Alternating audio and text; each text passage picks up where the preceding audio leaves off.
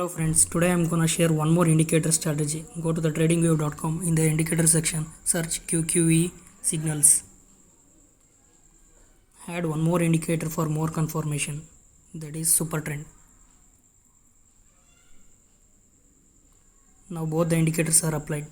When the QQE signal indicator gives you the long position, along with that Supertrend indicator gives you the buy signal, buy the call, and hold it up to it gives you the short position.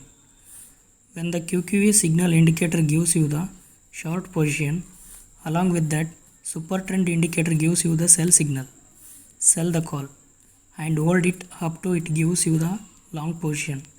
Before applying it to the real money trading, do backtest the indicator, do paper trade, minimize the stop loss and gain more profits. At the last, don't forget to follow the page.